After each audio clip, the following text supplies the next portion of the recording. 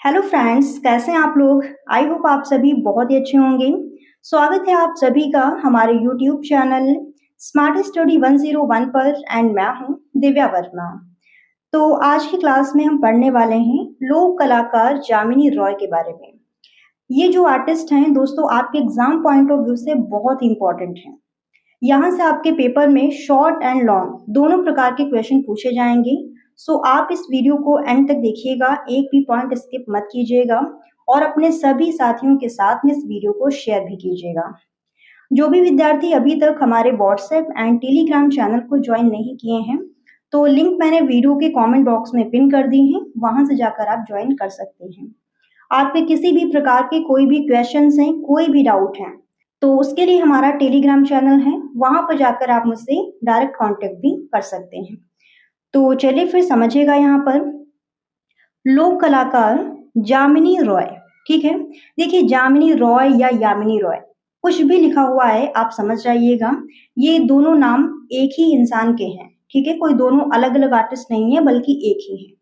तो किसी भी प्रकार से लिखा आ सकता है जामिनी रॉय या फिर यामिनी रॉय। अब ये लोक कलाकार हैं, देखिए यहाँ से क्वेश्चन आपके पेपर में डायरेक्ट बन सकता है कि शॉर्ट में पूछा जा सकता है किसी एक लोक कलाकार का नाम लिखिए, तो आप तुरंत लिख सकते हैं जामिनी रंजन रॉय। इनका जो टाइम पीरियड है 1887 टू 1972 एडी, ये इनका टाइम पीरियड है। अब आगे समझिएगा इनके बारे में, यहाँ पर कुछ इंपॉर्टेंट पॉइंट लिखे हुए हैं, इनको आप याद रखिएगा क्योंकि यहाँ से आपके पेपर में डायरेक्ट क्वेश्चन पूछे जा सकते हैं। तो इनका पूरा नाम है जामिनी रंजन रॉय।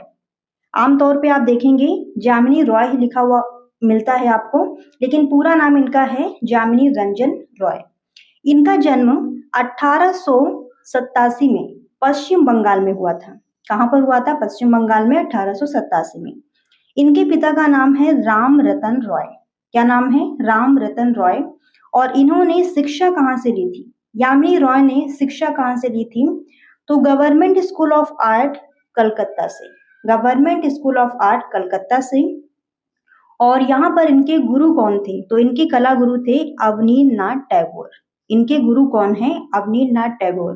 क्योंकि आप जानते हैं कलकत्ता में अवनींद्रनाथ टैगोर काफी समय तक प्राचार्य रहे हैं, शिक्षक भी रहे हैं। तो इनकी जो शिष्य परंपरा है वो काफी लंबी है, जैसे नंदलाल बोस, असित कुमार हलदार, यामिनी रंजन रॉय। तो बहुत सारे आर्टिस्ट हैं जो इनसे शिक्षा प्राप्त किए हैं। किससे? अवनींद्रनाथ टैगोर से। अब आगे इनके बारे में हम डिटेल से पढ़ते हैं। बाकी दोस्तों आप लोग कॉपी पेन लेकर बैठिएगा, जो पॉइंट्स आपको बताए जाएं कि ये इंपॉर्टेंट है, यहाँ से क्वेश्चन पूछा जा सकता है, तो उनको आप नोट करते रहिएगा। तो यहाँ पर पहला पॉइंट ये है जन्म, शिक्षा व कला यात्रा। तो इस पॉइंट के अंतर्गत हम ये समझेंगे कि इनका जन्म कब हुआ, कहाँ पर हुआ, इनके माता पिता के बारे में जानेंगे और इन्होंने शिक्षा कहाँ से प्राप्त की, और बाकी इनकी जो कला यात्रा है, कैसे इनकी कला में रुचि आई, किस प्रकार से इन्होंने काम किया है, वो सारी चीजें। तो यामिनी रंजन रॉय का जन्म सन 1887 ईस्वी में पश्चिम बंगाल के बांकुड़ा जिले के बेलियातोरे नामक गांव में हुआ था। तो ये पॉइंट्स आप सारे ध्यान रखेंगे। इनका जन्म सन 1887 में पश्चिम बंगाल, यानी राज्य का नाम है पश्चिम बंगाल, जिला है बांकुड़ा, और जिस गांव में हुआ है उस गांव का नाम है बेलियातोरे। तो तीनों पॉइंट्स आप ध्यान रखेंगे। और इनके पिताजी का नाम है राम रतन रॉय। ये एक प्रतिष्ठित, संपन्न जमींदार और शिल्प प्रेमी थे, यानी कला से इनका भी काफी लगाव था। इसीलिए शिल्प प्रेम ने यामिनी राय को बचपन में ही कला की तरफ आकृष्ट किया। यानी पिता भी कला से जुड़े हुए हैं, तो जो यामिनी रंजन रॉय थे अपने पिता को देखते थे और इनका मन भी कला की तरफ बढ़ने लगा। इनका जो रुझान है वो भी दिन प्रतिदिन कला की तरफ बढ़ने लगा। गांव के शिल्पियों के संपर्क में आकर, यानी गांव के जो भी मूर्तिकार थे, शिल्पी का मतलब होता है मूर्तिकार, तो जो भी शिल्पी थे यामिनी रंजन रॉय उनके संपर्क में आते थे और विभिन्न शिल्पों का इन्होंने ज्ञान प्राप्त किया। उन्हें विशेष रूप से मिट्टी, कास्ट के खिलौने, कास्ट यानी लकड़ी, तो मिट्टी के जो खिलौने होते हैं आप लोग गांव में देखते भी होंगे कि गांव में मिट्टी के खिलौने, लकड़ी के खिलौने, जैसे कुम्हार होते हैं मिट्टी के खिलौने बनाते हैं, तो ये सारी चीजें आपको गांव में देखने को बहुत ही आराम से मिल जाएंगी। तो इनका जो विशेष रूप से मन है वो मिट्टी के खिलौने और जो लकड़ी के खिलौने होते हैं यानी काष्ठ के खिलौने और चित्रकारी में लगने लगा। इनकी इन सब चीजों में अधिक रुचि बढ़ने लगी। खिलौने, गुड़िया और पूजा की मूर्तियां, पटचित्र बनाने वाले चित्रकार। अब देखिएगा जो पटचित्र हैं ये कपड़े पर बनाए जाने वाले एक प्रकार के चित्र होते हैं, तो उन्हीं को कहते हैं पटचित्र। तो जो पटचित्र को बनाने वाले चित्रकार थे, बुनकर जो बुनाई का काम करते हैं, और बढ़ई, इन सब के प्रति यामिनी रंजन रॉय का आकर्षण बढ़ने लगा। यानी इन सब के संपर्क में आते थे, उनकी चीजों को देखते थे कि वो किस प्रकार से काम करते हैं, और धीरे धीरे उनका जो मन है वो इन सब चीजों के प्रति आकृष्ट होने लगा, आकर्षित होने लगा। वे उनका काम एकटक देखा करते थे और उनमें प्रयुक्त अभिप्रायों, डिजाइनों की आकृति किया करते थे, अनुकृति किया करते थे।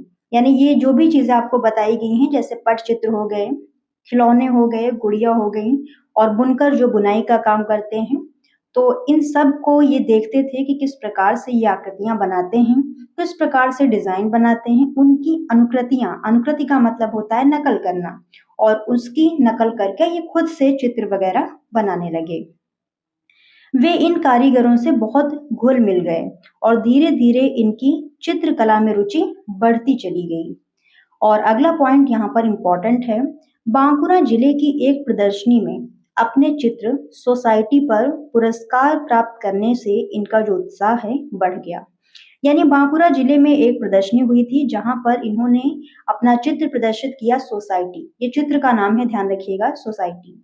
तो ये चित्र प्रदर्शित किया और वहां पर इन्हें क्या मिला, पुरस्कार प्राप्त हुआ। इतना सुंदर ये चित्र था, तो इनको इस पर पुरस्कार प्राप्त हुआ, जिससे इनका जो उत्साह था वो और अधिक बढ़ गया। क्योंकि जब भी आपको किसी भी काम के लिए पुरस्कार मिलता है तो उत्साह बढ़ जाता है कि अब इसी प्रकार का काम हमें और करना चाहिए ताकि हमारी और प्रशंसा हो। जब ये 16 वर्ष के हुए तब इनके पिता ने इनकी रुचि देखकर 1903 में विदेशी पद्धति से कला की शिक्षा देने वाले कलकत्ता के गवर्नमेंट स्कूल ऑफ आर्ट में भेज दिया। देखिए तब के समय में अंग्रेजों का दबदबा था, तो जो भी स्कूल थे, जो भी कॉलेजेस थे, हर जगह विदेशी पद्धति से ही कला शिक्षा दी जाती थी। ये आप ध्यान रखिएगा। ये तो आज के टाइम पे यहाँ पर भारतीय जो पद्धति है उससे शिक्षा दी जाती है, लेकिन तब के टाइम पे क्या था, हर जगह वही तेल रंग जो है ये विदेशी पद्धति है, तो उसी से शिक्षा दी जाती थी। तो वही चीज यहाँ पर दी हुई है कि 1903 में विदेशी पद्धति से जो कला शिक्षा देने वाले विद्यालय कलकत्ता के गवर्नमेंट स्कूल ऑफ आर्ट में इनका दाखिला करवा दिया, और यामिनी रंजन राय ने वहां पर शास्त्रीय पद्धति से अनावृत्ताओं का अंकन किया और तैल चित्र बनाना सीखा। तैल चित्र यानी कि ये विदेशी पद्धति ही है, और फिर वे शीघ्र ही इसमें पारंगत हो गए, यानी शीघ्र इसमें एक्सपर्ट हो गए, और अध्ययन समाप्त करने के साथ ही कलकत्ता में एक उत्तम व्यावसायिक चित्रकार के रूप में प्रसिद्ध भी हो गए। और कला विद्यालय छोड़ने के बाद जो यामिनी रंजन रॉय हैं रोजगार की तलाश में इलाहाबाद आए। रोजगार करने के लिए ये कहाँ पर आए, इलाहाबाद में आए, और कुछ समय वे कलकत्ता लौटे। इसके मतलब इलाहाबाद आने के कुछ समय बाद ये फिर से कलकत्ता लौट गए और लिथोग्राफी, छपाई से प्रेस में काम किया। यानी लिथोग्राफी ये छपाई की एक विधा होती है, ठीक है। तो इस पॉइंट को आप ध्यान रखिएगा कि इन्होंने लिथोग्राफी में भी काम किया है। छपाई करने की एक विधा होती है लिथोग्राफी, और कुछ नहीं है। और इसके बाद उन्होंने रंगीन ग्रीटिंग कार्ड बनाए। जैसे आप देखते हैं घर में जो कार्ड आते हैं तो वो जहाँ पर छापे जाते हैं तो अलग अलग विधियां होती हैं, कुछ लिथोग्राफी है, एचिंग है, एक्वाटिंट है और ऑफसेट हैं, सब अलग अलग होती हैं। तो इन्होंने ग्रीटिंग कार्ड्स छापे और कास्ट मुद्रण यानी वुड कट प्रिंटिंग के छापे खाने में भी काम किया है। तो यहाँ से आप केवल इतना ध्यान रखिएगा कि इन्होंने छपाई में भी काम किया है, ठीक है। बाकी ज्यादा आपको उलझने की जरूरत नहीं है। और आगे देखिएगा, बाद में उन्होंने यह काम छोड़कर तैल रंगों में यूरोपीय शैली के चित्र बनाने शुरू कर दिए। फिर इन्होंने क्या किया, जो तैल रंगों में यूरोपीय शैली के चित्र बनाने स्टार्ट कर दिए और 1908 ईस्वी में मात्र 21 वर्ष की आयु में वे कलकत्ता में एक फैशनेबल व्यक्ति चित्रकार के रूप में विख्यात हो गए। और देखिएगा, जब लॉन्ग क्वेश्चन आपसे पूछा जाए तो इन पॉइंट्स को आप जरूर रखिएगा। जैसे ये फैशनेबल व्यक्ति चित्रकार के रूप में विख्यात हुई, एक और पॉइंट ऊपर था कि ये उत्तम व्यावसायिक चित्रकार के रूप में प्रसिद्ध हुए। तो इन पॉइंट्स को आप ध्यान रखिएगा और लॉन्ग क्वेश्चन में हाईलाइट करके इनको जरूर लिखिएगा। इससे आपके जो नंबर हैं वो इंक्रीज हो जाएंगे। फिर अगला पॉइंट यहाँ पर है, चित्रकला के अलावा वे बंगाल के लोक नाट्य मंच यानी जो नाटक वगैरह हुआ करती हैं, नाटक मंडलियां, तो उनसे भी ये जुड़े रहे और उनका इनके ऊपर काफी प्रभाव पड़ा। जो नाटक वगैरह हुआ करते हैं बंगाल में, आज के टाइम पर खैर जो नाटक वगैरह हैं बिल्कुल लुप्त हो चुके हैं, लेकिन आज से अगर आप 10 साल पहले देखें तो ये सारी चीजें आपको मिल जाएंगी। शादी वगैरह, शादी मुंडन, ये सारे चीजें जब होती थी तो नाटक, ये सारी चीजें हुआ करती थी। और आगे देखिएगा, फिर अगला पॉइंट यहाँ पर है, लगभग 1921 ईस्वी में यामिनी राय को लगा कि वे अब यूरोपीय शैली में आगे काम नहीं कर सकते हैं। उन्होंने समझा कि अपनी भावनाओं को सही ढंग से व्यक्त करने के लिए अपनी भारतीय संस्कृति और परंपराओं से जुड़ना जरूरी है। अब थोड़ा सा यहाँ पर समझिएगा। देखिए, यामिनी रंजन राय जो हैं वो अभी आपको बताया था कि ये तैल रंगों में काम कर रहे हैं। तैल रंग ये यूरोप की देन है, तो इनको ये लगा कि हम विदेशी शैली में काम कर रहे हैं, क्यों ना हम अपनी भारतीय शैली में काम करें, कुछ अलग करें। तो वही चीज यहाँ पर समझिएगा। इसलिए उन्होंने लोक कला की ओर, जो लोक कला होती हैं, ग्रामीण कलाएं जो होती हैं, उनकी ओर अपना ध्यान आकृष्ट किया। और जैसे गॉगिन, पिकासो और मातिस ने लोक एवं प्राचीन कला से प्रेरणा ली थी, वैसे ही यामिनी रंजन रॉय ने भी भारतीय लोक कला के मूल रूपों को अपनाया। जो लोक कलाएं होती हैं, जैसे कि आज के टाइम पे मधुबनी बहुत फेमस है, आप सभी जानते होंगे, तो वो एक प्रकार से लोक कला ही है। इसी प्रकार से जो बंगाल की लोक कलाएं थी, वहां पर एक काली घाट में एक मंदिर है काली देवी का, तो वहां पर पटचित्र वगैरह बनाए जाते थे ग्रामीण शैली में, जिसे कहते हैं लोक शैली। तो उनसे इन्होंने उनको चित्रों को देखा और काफी प्रेरणा ली और उसी प्रकार की जो पेंटिंग्स हैं वो इन्होंने बनाने स्टार्ट किए। अभी आपको पेंटिंग्स दिखाई जाएंगी, तब आप सारी चीजें समझ जाएंगे। तो यामिनी रंजन रॉय ने जो लोक शैलियां थी, जो पारंपरिक शैलियां थी, उनसे प्रेरणा ली और उसी प्रकार से चित्र बनाने शुरू कर दिए। इसके लिए उन्होंने पूरी लगन और मेहनत से अपना जीवन समर्पित कर दिया। यामिनी रॉय ने नए कला प्रयोगों के यामिनी रॉय के नए कला प्रयोगों का जो महत्व है उस समय लोगों ने नहीं समझा। यानी जब ये चित्र बनाना स्टार्ट किए, तब जो लोग देखते थे कहते थे ये चित्र क्या है, देहाती चित्र हैं। और उस समय दौर था तैल रंग का। देखिए, तैल रंग में जब आप चित्र बनाएंगे तो वो बहुत ही रियलिस्टिक लगेंगे। आपने पेंटिंग्स देखी भी होंगी, तैल रंग की जो पेंटिंग होती है उसमें आप बहुत ही रियलिस्टिक दिखा सकते हैं। तो उस समय दौर था तैल रंगों का, लेकिन इन्होंने क्या किया, ये टेम्परा में काम करते थे और रद्दी कागज जो होते हैं उन पर चित्र बनाते थे इस प्रकार से। और इसलिए उन्होंने आर्थिक कठिनाइयों का सामना भी करना पड़ा, क्योंकि इनके जो चित्र हैं लोग उनको खरीदते नहीं थे। तो फिर इनको आर्थिक कठिनाइयों का, यानी पैसे की भी काफी तंगी पड़ गई और पैसों की कमी के कारण वे रद्दी कागज और गत्ते पर चित्र बनाते थे। इसी समय उनके युवा पुत्र का निधन भी हो गया और इसी दौर में उनके पुत्र का निधन भी हो गया, लेकिन इस दुख के बावजूद भी उन्होंने चित्रकला का काम नहीं छोड़ा। और फिर कुछ विदेशी कला प्रेमियों ने उनकी प्रतिभा को पहचाना। यानी कुछ विदेश के लोग थे जिनका कला के प्रति काफी आकर्षण था। उन लोगों ने जब यामिनी रंजन रॉय के चित्रों को देखा, उनकी प्रतिभा को, उनकी मेहनत को पहचाना और 1930 में स्टेट्समैन की ओर से एक प्रदर्शनी का आयोजन किया गया और इसी के साथ यामिनी राय की जो ख्याति है वो दोबारा से बढ़ने लगी। ठीक है, और फिर जाकर ये बहुत ही फेमस हो जाते हैं और जिनको हम आज पढ़ रहे हैं। अब हम बात करते हैं इनके अध्यापन कार्य की। शिक्षण कार्य, यानी ये कहाँ पर टीचर रहे, कहाँ पर पढ़ाए हैं। तो समझिएगा यहाँ पर 1930 से 1936 तक वे लाहौर के मेयो स्कूल ऑफ आर्ट में सहायक निर्देशक रहे। लाहौर के मेयो स्कूल ऑफ आर्ट में ये सहायक निर्देशक रहे और इसके बाद 2 वर्ष तक लाहौर के ही फोरमैन क्रिश्चियन कॉलेज के प्रधान शिक्षक रहे, यानी प्रिंसिपल रहे। और 1938 से 1947 तक लाहौर के city school of fine arts के निदेशक के पद पर इन्होंने कार्य किया और इसके बाद भारत विभाजन के पश्चात ये दिल्ली चले आए। भारत विभाजन यानी भारत और पाकिस्तान का जब बंटवारा हुआ तो यामिनी रंजन रॉय भारत चले आए और कहाँ पर रहे, दिल्ली में।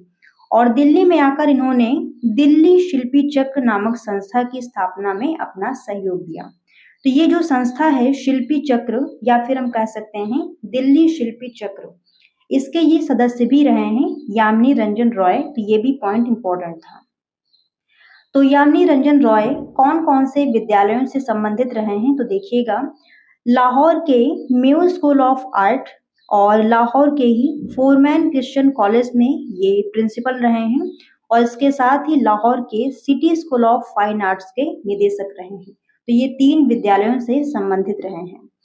फिर अगला पॉइंट यहाँ पर आता है प्रमुख प्रदर्शनियां, यानी इनके चित्रों की जो प्रदर्शनियां हैं वो किन स्थानों पर आयोजित हुई। तो इनके चित्रों की महत्वपूर्ण प्रदर्शनियां 1935 में कलकत्ता, 1946-47 में लंदन और 1953 में न्यूयॉर्क। तो यहाँ पर समझिएगा इनके जो चित्र हैं, इनकी प्रदर्शनियां 3 स्थानों पर आयोजित होती हैं, कलकत्ता में, लंदन में और न्यूयॉर्क में। तो इनको ध्यान रखिएगा कौन कौन से स्थान हैं। फिर अगला पॉइंट आता है पुरस्कार व सम्मान। तो 1955 में भारत सरकार ने उन्हें पद्म भूषण से सम्मानित किया। ये पॉइंट इंपॉर्टेंट है, यहाँ से क्वेश्चन पूछा जा सकता है कि भारत सरकार द्वारा यामिनी रॉय को कौन सा पुरस्कार मिला, तो पद्म भूषण, और कब दिया गया, तो 1955 में, यानी 1955 में। 1967 में डी लिट की मानद उपाधि से भी सम्मानित किया गया।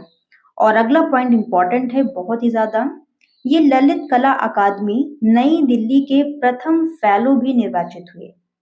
तो ललित कला अकादमी नई दिल्ली के पहले फेलो कौन हैं, यामिनी रंजन रॉय। और जीवन भर कला सृजन करते हुए 24 अप्रैल 1972 को उनका निधन हो गया। तो इनकी डेथ कब हुई, 24 अप्रैल 1972 को। फिर अगला पॉइंट आता है लोक जीवन व लोक कला से प्रेरणा। देखिए ये पॉइंट बहुत ही इंपॉर्टेंट है और यहाँ से क्वेश्चन आपके पेपर में किस तरीके से पूछा जाएगा, तो समझिएगा। क्वेश्चन कुछ इस तरीके से आ सकता है कि यामिनी रंजन रॉय लोक कला से प्रभावित कलाकार हैं, इस कथन की पुष्टि कीजिए। तो इस प्रकार के क्वेश्चन अगर आपके पेपर में पूछे जाते हैं तो उसका आंसर आपको किस तरीके से देना है, समझिएगा। यहाँ पर पश्चिमी चित्रकला का आकर्षण भी यामिनी रॉय को रोक नहीं सका और उसे त्याग कर इन्होंने उपेक्षित कही जाने वाली लोक कलाओं व बाजारू कही जाने वाली कला की शरण में गए और लोक जीवन का व्यापक अध्ययन किया। अब इस पॉइंट को समझिएगा। उस समय क्या था, जो पश्चिमी चित्रकला शैली थी, यानी कि जो यूरोपीय शैली थी, तैल रंगों में काम हो रहा था और रियलिस्टिक चित्र बनाए जा रहे थे छाया प्रकाश दिखाकर, तो उन सब को इन्होंने त्याग दिया और जो उपेक्षित कही जाने वाली लोक कलाएं थी, जिनको बाजारू कहा जाता था, उन कलाओं से इन्होंने प्रेरणा ली और लोक कलाओं का, लोक जीवन का काफी अध्ययन किया और फिर इन्होंने उसी प्रकार के चित्र बनाए हैं। इसी समय ये काली घाट के पटुआ कलाकारों के संपर्क में आए और इनकी कला से काफी प्रभावित हुए। देवी देवता, पशु पक्षी, जलचर, बंगाली जीवन इन चित्रों के प्रमुख विषय थे। अब इस पॉइंट को समझिएगा। काली घाट एक स्थान है और यहाँ पर कुछ कलाकार हैं जो कपड़े पर चित्र बनाते हैं, जिनको कहते हैं पटचित्र, और इन पट चित्रों को बनाने वाले कलाकारों को कहते हैं पटुआ कलाकार। तो ये जो पटुआ कलाकार हैं, इनके संपर्क में यामिनी रंजन रॉय आए, इनकी कला को देखा, समझा और काफी उससे प्रभावित हुए। और इन चित्रों के विषय क्या थे, तो देवी देवता, यानी देवी देवताओं को ये लोग चित्रित करते थे। और पशु पक्षी यानी जो जानवर होते हैं, पक्षी होते हैं, जलचर जो जल में रहने वाले जीव होते हैं जैसे मछली वगैरह, उनका चित्रण करते हैं। बंगाली जीवन, बंगाल का जो जीवन है उसको ये अपने चित्रों में दिखाते हैं। तो ये सब जो विषय हैं ये किसके हैं? कालीघाट चित्रकला के। और इन्हीं विषयों से यामिनी रंजन रॉय काफी प्रभावित होते हैं। फिर आगे समझिएगा, उन्हीं कला का आधार बनाकर, यानी जो विषय अभी आपको ऊपर बताए गए हैं इन्हीं को कला का आधार बनाकर यामिनी रंजन रॉय अपनी नई लोक शैली विकसित करते हैं तथा अभिप्रायों यानी जो डिजाइन होती हैं और रूपों को, उन चित्रों के जो रूप होते हैं जिस प्रकार के बनाए गए हैं उन रूपों को ग्रहण करके उसे नवीन चित्रात्मक शैली में पिरोया। यानी उन चित्रों को देखा, समझा, उनका अध्ययन किया और एक नए तरीके से प्रेजेंट किया, नए तरीके से प्रस्तुत किया। इन्होंने इस बात की जरा भी परवाह नहीं की कि पश्चिमी शैली के बढ़ते हुए प्रतिमानों को आदर्श समझने वाले तत्कालीन समाज में उनकी देसी कला को प्रतिष्ठा मिलेगी या नहीं। अब यहाँ पर थोड़ा समझ लीजिएगा, मैंने आपको बताया है कि उस समय भारत में अंग्रेजों का दबदबा था, तो जो विदेशी शैलियां थी जैसे कि तैल रंग में काम होता था, रियलिस्टिक चित्र बनाए जाते थे छाया प्रकाश दिखाकर, तो ये सब काम चल रहा था। और तत्कालीन समाज यानी उस समय का जो समाज था, जो लोग थे, उन्हीं चित्रों को मतलब उन्हीं चित्रों की प्रशंसा करते थे, वही चित्र उनको पसंद आते थे और उसी प्रकार के चित्र लोग खरीदते थे। लेकिन यामिनी रंजन रॉय ये लोक कला से जुड़े थे, ये लोक शैली में काम करते थे, तो इन्होंने बिल्कुल भी परवाह नहीं की कि जो हम जिस प्रकार के चित्र बनाने स्टार्ट किए हैं क्या लोग उनको समझेंगे, क्या चित्र हमारे खरीदे जाएंगे, उनको प्रशंसा मिलेगी या नहीं।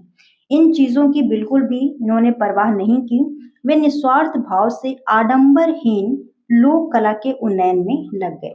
यानी लोक कला जिनको लोग धीरे धीरे भूलते जा रहे थे उसको ऊपर उठाने में ये लग गए और मूल आकारों की खोज व रंगों के समवितरण का प्रयोग उन्हें बंगाल की देहाती गुड़ियों की ओर ले गया था। अब देखिएगा, मूल आकारों का प्रयोग यानी जो मूल आकार होते हैं उसी प्रकार से इन्होंने बनाए। मूल आकार का मतलब है कि लोक कला में जिस प्रकार के मूल आकार प्रयोग किए गए हैं वैसे ही इन्होंने अपने चित्रों में बनाए हैं।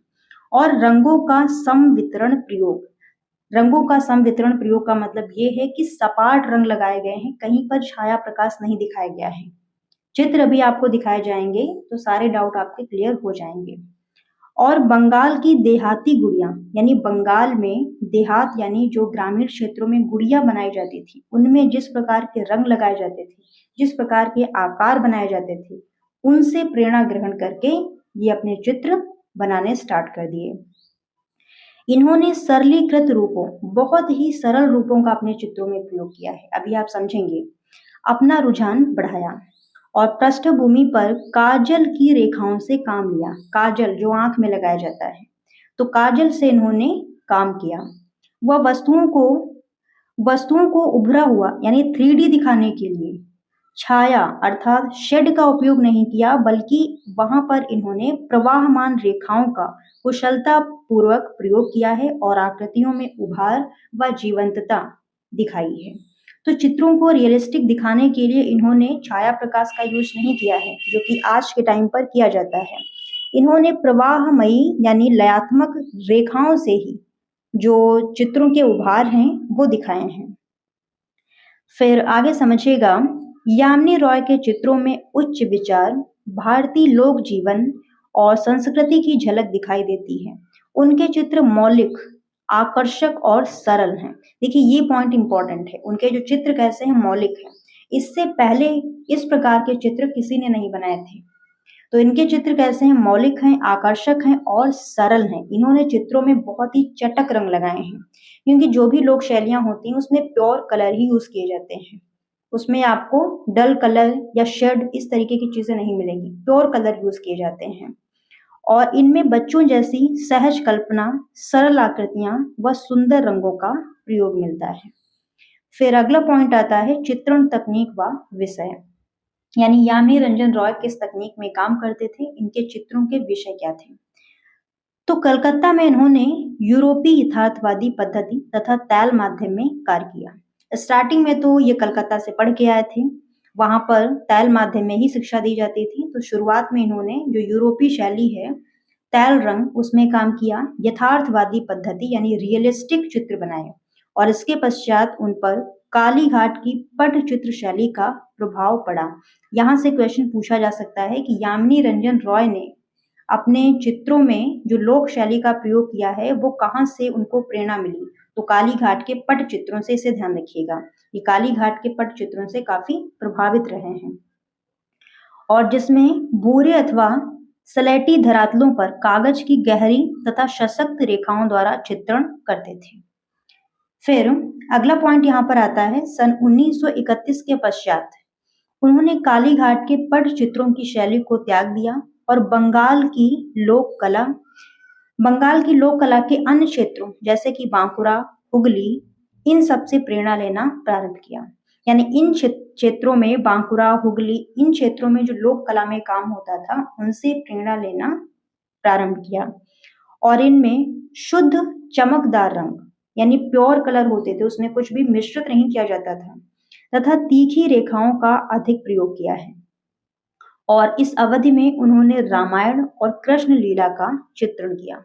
यानी यहाँ से आप समझ के इन्होंने विषय के रूप में क्या बनाया है, तो पौराणिक विषय, देवी देवताओं के चित्र। और रंग कैसे यूज किए हैं, तो शुद्ध चमकदार रंग। फिर आगे समझिएगा, इन चित्रों में एक जस्म चेहरे और एक ही रेखा में माथे और नाक का अंकन, लाल पृष्ठिका तथा चमकदार शुद्ध रंगों की विशेषताएं हैं। किंतु रामायण के चित्रों की तुलना में कृष्ण लीला के चित्रों में लयात्मकता, अलंकारिकता इत्यादि प्रभाव अधिक दिखाई देते हैं। तो इन्होंने चेहरे कैसे बनाए हैं, एक चश्म चेहरे। एक चश्म चेहरे क्या होते हैं, तो यहाँ पर समझिएगा थोड़ा सा। जैसे ये चित्र बना हुआ है, ये चित्र जो बना हुआ है ये एक चश्म है चेहरा।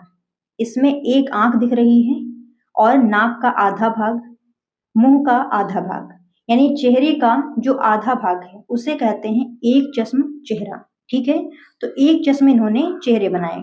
अब ये जो चित्र है इसमें दोनों आंखें हैं और पूरी नाक दिख रही है, पूरा मुंह दिख रहा है, दोनों भौहें दिख रही हैं, तो ये होता है दो चश्म चेहरा या फिर पूरा चेहरा।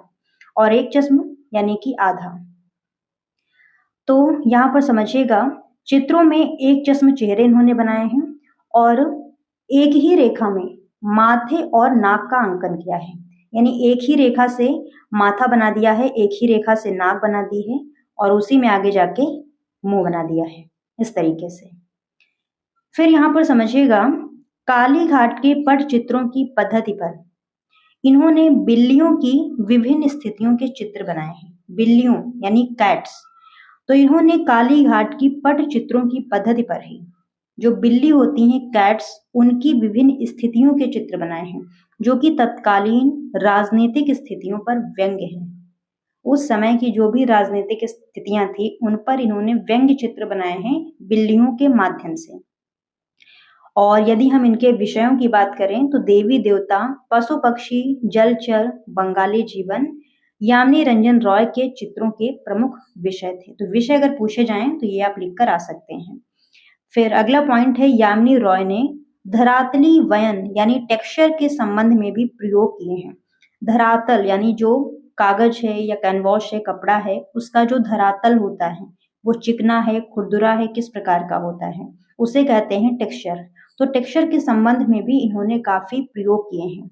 वे सपाट चिकना धरातल बनाने के बजाय उसे कागज की पट्टियों को चटाई की भांति बुनकर खुरदुरा बनाने लगे।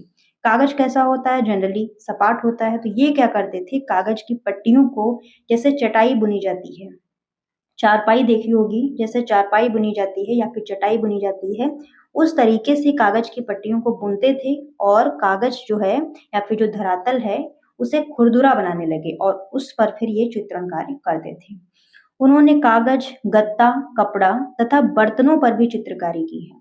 अगर आपसे पूछा जाए कि यामिनी रंजन रॉय ने चित्रकारी के लिए क्या धरातल प्रयोग किया, तो ध्यान रखिएगा, कागज, गत्ता, कपड़ा और बर्तन। और इन्होंने जल रंगों, क्रेयॉन तथा टेम्परा में अधिकांश कार्य किया है। टेम्परा इनका प्रमुख है, टेम्परा ध्यान रखना है। यामिनी रंजन रॉय ने किस पद्धति में काम किया है? तो टेम्परा।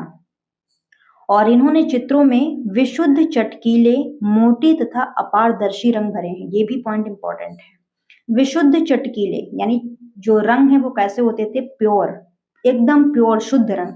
और मोटे यानी बहुत गाढ़े रंग लगाते थे। जैसे जब जो कलर होते हैं उसमें पानी मिला देंगे तो रंग पतले हो जाएंगे, पानी कम मिलाएंगे तो रंग कैसे रहेंगे? बहुत ही गाढ़े रहेंगे। तो इन्होंने गाढ़े रंग लगाए हैं। और अपारदर्शी यानी अगर रंगों में पानी मिलाएंगे ज्यादा तो रंग कैसे हो जाते हैं? रंग कैसे हो जाते हैं? वो ट्रांसपेरेंट हो जाते हैं। रंगों में अगर व्हाइट कलर मिला दें तो वो कैसे हो जाएंगे? अपारदर्शी हो जाएंगे। तो इन्होंने अपारदर्शी ओपेक कलर का यूज किया है। इंपॉर्टेंट पॉइंट था, ये ध्यान रखिएगा। विशुद्ध, चटकीले, मोटे और अपारदर्शी रंग अपने चित्रों में भरे हैं। इन चित्रों में जो नेत्र हैं, इन चित्रों में नेत्र मुखाकृति की सीमा रेखा से बाहर हैं। मुखाकृति की जो सीमा रेखा होती है उससे बाहर निकले हुए बनाए हैं, जो कि अभ्रंश शैली का प्रभाव दिखाते हैं। देखिए, अभ्रंश शैली में जो आंखें बनाई जाती थी वो काफी बड़ी बनती थी और चेहरे से बाहर बनती थी। इस तरीके की आंखें बनती हैं। चेहरा अगर इतना है तो आंखें चेहरे से बाहर निकली हैं इस तरीके से। तो इन्होंने भी अपने चित्रों में इसी प्रकार की आंखें बनाई हैं और इन आंखों को कहते हैं परली आंखें। तो ध्यान रखिएगा, अगर पूछ लिया जाए यामिनी रंजन रॉय ने अपने चित्रों में किस प्रकार की आंखों का प्रयोग किया है, तो परली नेत्रों का। ठीक है, परली नेत्रों का। फिर अगला पॉइंट है यहाँ पर प्रमुख चित्र। अब हम बात कर लेते हैं इनके चित्रों के बारे में। तो पहला चित्र यहाँ पर है मदर एंड चाइल्ड, या फिर इसे हम कह सकते हैं माँ और शिशु। ये चित्र अभी आपको दिखाया जाएगा। अगला है ढोलक वादक यानी ढोलक बजाने वाले, सांथाल स्त्रियां। देखिए, सांथाल एक जनजाति है और इन्होंने सांथाल जीवन का भी अंकन किया है। ये भी पॉइंट ध्यान रखिएगा। तो सांथाल जनजाति की जो स्त्रियां हैं उनको भी इन्होंने बनाया है। इसके अलावा भेंट, सीता की अग्नि परीक्षा, सीता जी जब अग्नि परीक्षा देती हैं तो वही चित्र। और पुजारिने यानी मंदिर की ओर जाती हुई जो पुजारिने हैं। फिर रथ यात्रा, घोड़ा गाड़ी, मैं भोला भाला, किंग एंड क्वीन और घोड़ा। देखिए, मैंने आपको बताया था कि इन्होंने जानवरों के भी चित्र बनाए हैं। जैसे एक चित्र हो गया घोड़ा, दूसरा है यहाँ पर गाय, और जलचरों की भी चित्र बनाए थे। तो उसमें आ जाती है मछली, केकड़ा और लोमड़ी, 3 योद्धा, घोड़ा गाड़ी, हैंड ऑफ अ सांथाल। ये भी चित्र सांथाल जीवन से ही संबंधित है। 3 पुजारिन, ये तो वही चित्र है, रिपीट हुआ है। अगला है झींगा दबाए बिल्ली। झींगा एक कीड़ा होता है और ये जो चित्र है आप यहाँ पर देख सकते हैं। ये बिल्ली बनी हुई है जिसने अपने मुख में जो झींगा कीड़ा होता है वो दबाए हुए है। तो झींगा दबाए हुए बिल्ली। और ये व्यंग्य चित्र है। ठीक है, ये व्यंग्य चित्र है। आगे देखिएगा, ये है चित्र 3 पुजारिने। यहाँ पर 3 स्त्रियां बनी हुई हैं, जिसमें से जो पहली स्त्री है ये अपने हाथ में पूजा की जो थाल है वो पकड़े हुए हैं। और ये जो आंखें बनी हुई हैं इन्हीं को कहते हैं परली आंखें। ऐसी आंखें क्या सच में होती हैं? किसी की नहीं होती हैं। तो इन्हें क्या कहते हैं? परली आंखें, जो कि पूरी जो चेहरे की सीमा रेखा होती है उससे बाहर निकली हुई हैं इस प्रकार से। इसमें तो निकली हुई नहीं है, थोड़ा सा निकली है, लेकिन कुछ चित्र इनके ऐसे हैं जिनमें चेहरे से बाहर निकली हुई है। तो इनको कहते हैं परली आंखें। 3 पुजारिन हो गया। अगला चित्र यहाँ पर है, ये देखिएगा, काला घोड़ा। मैंने आपको बताया था कि यामिनी रंजन रॉय ने बहुत ही चटक रंग लगाए हैं। तो यहाँ पर आप देख सकते हैं बैकग्राउंड कैसा है, लाल है, काला घोड़ा बना हुआ है। जो भी रंग लगे हैं सारे प्योर हैं, कोई भी मिश्रित रंग नहीं है। और आपको बताया गया था कि इन्होंने सपाट रंग लगाए। तो सपाट रंग लगाने का मतलब होता है कि चित्रों में छाया प्रकाश ना दिखाया जाए। जैसे क्या करते हैं, शेड दिखाने के लिए यहाँ पर डार्क लाल लगाया, फिर थोड़ा सा यहाँ पर लाइट कर दिया। तो ऐसा आपको यामिनी रंजन रॉय के किसी भी चित्र में देखने को नहीं मिलेगा। जैसे आपने 3 पुजारन चित्र देखा तो इसमें भी नीला जो रंग लगा है कैसा है? सपाट है। चेहरे में जो रंग लगा है वो भी सपाट है, जबकि चेहरे में जो नाक है, आंखें हैं, इन सबको दिखाने के लिए छाया प्रकाश दिखाया जाता है। लेकिन इन्होंने रेखाओं के माध्यम से ही उभार, छाया प्रकाश, ये सारी चीजें दिखा दी हैं। तो ये आप समझ सकते हैं, देख सकते हैं। फिर अगला चित्र देखिएगा, ये चित्र है गोपिनी। इसमें भी आप देखिए जहां पर इनको उभार दिखाना है, जैसे यहाँ पर उभार दिखाना है तो लाइन के माध्यम से ही दिखाया है, यहाँ पर उभार दिखाना है तो लाइन के माध्यम से ही दिखाया है, लेकिन कहीं पर इन्होंने छाया प्रकाश का यूज नहीं किया है। ये देखिए, इसको भी कहते हैं परली आंख, इसमें भी परली आंख बनी हुई है। तो चित्रों में कैसे रंग लगे हुए हैं, सपाट हैं, कहीं पर भी लाइट या फिर डार्क इस तरीके से नहीं किया गया है। पीला लगा है तो पीला ही लगा है, हरा लगा है तो हरा ही लगा है। और अधिकतर आप देखेंगे बैकग्राउंड में इन्होंने जो भूरा रंग होता है, ठीक है, वो यूज किया है। जैसे यहाँ पर देख सकते हैं भूरा रंग बैकग्राउंड में यूज हुआ है, और इसमें भी देखिए भूरा रंग ही बैकग्राउंड में यूज हुआ है। और यहाँ पर देखिएगा जो भी उभार दिखाना है, जैसे पैर में उभार है और नाक जो होती है उभारदार बनाई जाती है, हाथ जो हैं ये भी, इनमें भी उभार है, तो सारे उभार इन्होंने रेखाओं के माध्यम से ही दिखाए हैं। और इस चित्र का नाम है माँ और शिशु। एक माँ है जो अपने बच्चे को गोद में लिए हुए हैं, और जो आभूषण हैं उनको भी देखिए इन्होंने सफेद रेखाओं से दिखाया है इस तरीके से। तो यामिनी रंजन रॉय के जो चित्र हैं, इससे पहले आपने जो भी पेंटिंग्स देखी थी, जैसे आपको रविन्द्रनाथ टैगोर की दिखाई गई और जो भी आर्टिस्ट आपको पढ़ाए गए हैं सबकी पेंटिंग आपको दिखाई गई है, तो इस प्रकार की पेंटिंग इससे पहले आपने नहीं देखी थी। किसी भी आर्टिस्ट में इस तरीके की पेंटिंग्स नहीं थी। तो ये कैसे आकार हैं, सरल आकार हैं। कैसे हैं ये, सरल आकार बने हुए हैं। जैसे कि जो लोक कलाएं होती हैं उसमें इसी प्रकार से सरल आकार बनाए जाते हैं, और वही आप यामिनी रंजन रॉय के चित्रों में देखने को पाएंगे। तो यहाँ पर आप समझ गए होंगे इनके चित्रों के बारे में, इनकी कला शैली के बारे में कि ये किस प्रकार से चित्र बनाते थे। और बाकी यामिनी रंजन रॉय से संबंधित जो भी इम्पोर्टेंट पॉइंट थे सारे आपको बता दिए गए हैं। इन पॉइंट्स में अगर आपको कहीं पर कोई कंफ्यूजन है, कोई भी दिक्कत है, तो उसके लिए हमारा टेलीग्राम चैनल है, वहां पर जाकर आप मुझसे कांटेक्ट कर सकते हैं। अब यहाँ पर देखिएगा बिल्ली की आंखें ये चेहरे से बाहर निकली हुई, यही अभी आपको ऊपर बताया गया था कि चेहरे से बाहर निकली हुई इन्होंने आंखें बनाई हैं। और बिल्ली कैसी है, बहुत ही सरल आकार में बनाई गई, जैसे बच्चे बनाते हैं, लेकिन बच्चों से थोड़ी सी इनकी कला कैसी है, अलग है, क्योंकि ये आर्टिस्ट हैं। तो इस प्रकार से यामिनी रंजन रॉय के बारे में सारी चीजें आप अच्छे से समझ गए होंगे। बाकी दोस्तों, अगर आपको ये वीडियो पसंद आई हो तो प्लीज वीडियो को लाइक शेयर जरूर कीजिएगा, एंड चैनल पर नए हो तो सब्सक्राइब भी कर लीजिएगा। और ये लास्ट टॉपिक था, जो आपका पेपर 2 है वो उसका सिलेबस पूरा कंप्लीट हो चुका है। वीडियोस अगर आपने नहीं देखी हैं तो जाकर देख लीजिएगा, सारी क्लासेस आपको चैनल पर मिल जाएंगी। और इसके बाद हम स्टार्ट करेंगे पेपर 1 के बारे में। पेपर 1 से संबंधित कुछ वीडियोस ऑलरेडी मैंने अपलोड कर दी हैं, तो अगर आप देखना चाहें देख सकते हैं। और बाकी जो भी टॉपिक छूटे हुए हैं, जो आपको नहीं पढ़ाए गए हैं, वो बहुत जल्द स्टार्ट कर दिए जाएंगे। तो मिलते हैं दोस्तों बहुत जल्द किसी नेक्स्ट क्लास में, तब तक के लिए धन्यवाद साथियों, जय हिंद।